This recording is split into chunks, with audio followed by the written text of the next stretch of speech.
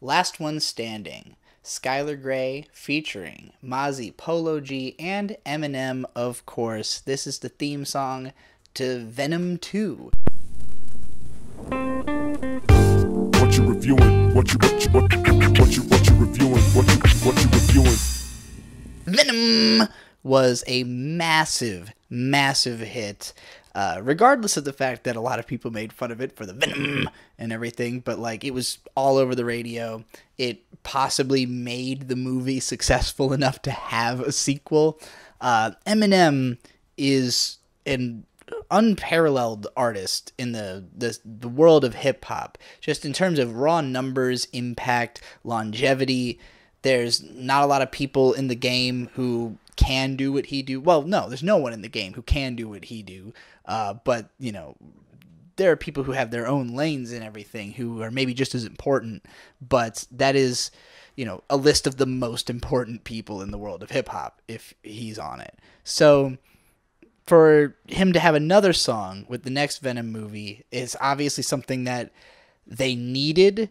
I'm sure he made a ridiculous amount of money to do it, and it's not even technically his song. It's Skylar Grey's song, and she's somebody who's worked with Eminem plenty of times before. As soon as this song came on, I immediately was having, like, echoes back to, you know, more than 10 years ago of Eminem songs I've heard in the past that kind of open this way, which is, in a way, my biggest complaint about this song is that at least initially, it feels like you've just stepped into a Eminem time capsule. Like it feels like an old Eminem song that's been summoned back into the present somehow. So that element was at first a little bit of a turn off because I was like, okay, well, we're just back in like revival era basically.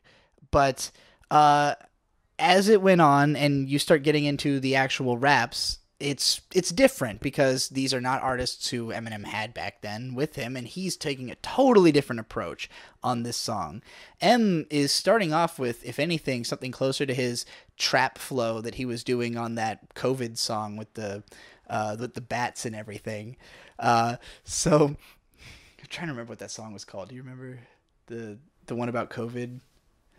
Nat, that was the one. He sounds kind of like Nat in this song, but he actually stays in that flow a bit more. It doesn't feel like a parody. It feels like he's actually just like kind of doing this very low-key, you know, obviously not mumbly, but he's being quiet in a way that modern music is very geared towards. A lot of the time, it sounds like recording artists these days kind of play their music quietly and rap quietly over it and then are mixed louder, and he's doing that on this song, whereas Eminem historically is like 3 vocal tracks and him absolutely belting everything out, you know, turn the beat up in my headphones, Dre, and all that kind of shit.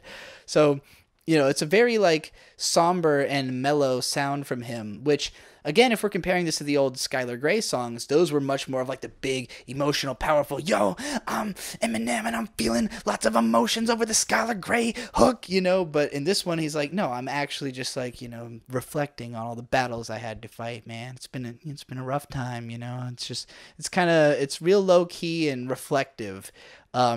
In a way I'm not sure he even really has tapped into before, which makes it unique as an Eminem song. And I realize I'm like jumping over 2 whole verses to talk about M.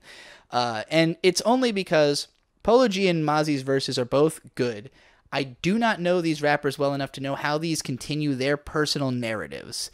You know, I'm not like, I haven't done a ton of investigating. I know Mozzy blew up really big last year. He's been around for a long time. My producer, the editor of this show, is a big fan, has been following him for a long time. So I know a little bit about Mozzy, and he's great. I'm a drug dealer, bitch.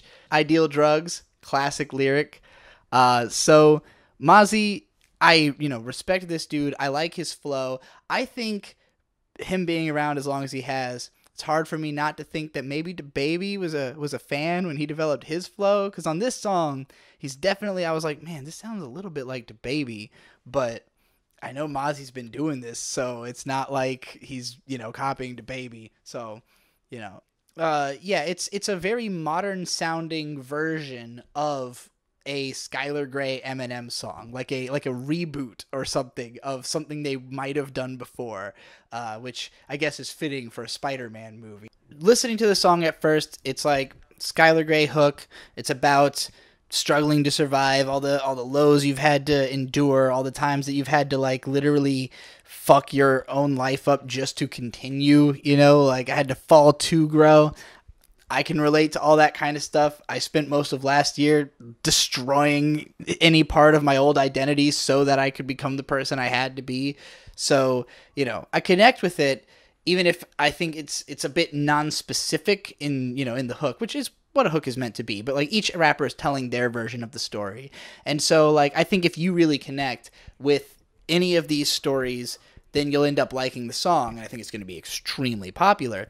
But for me, the Eminem verse is most interesting because of the fact of where it falls into his narrative. That it is something new he's saying that he could only be saying it after having been through everything else he's been through. And Eminem writes his lyrics in a way where he's not introducing himself to anyone.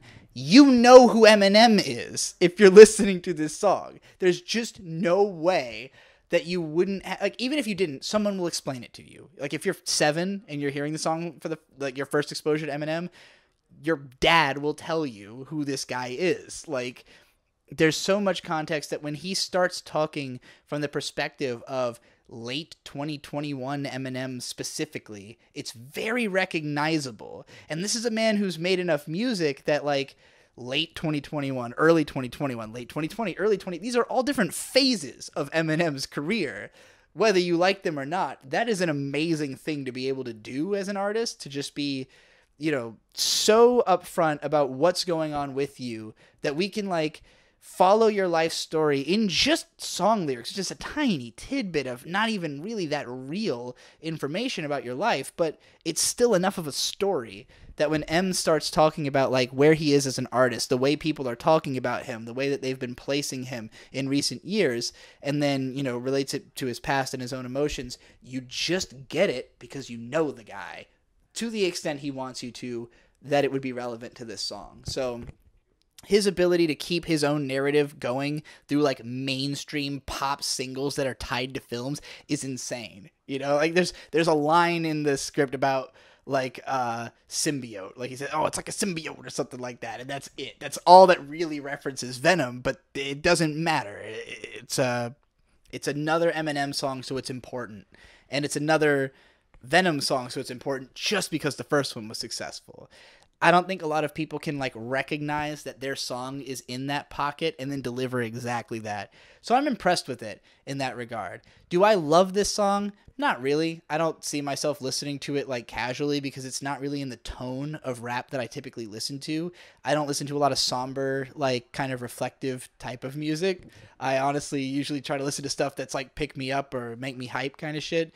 So, you know, I appreciate it more than I necessarily enjoy it.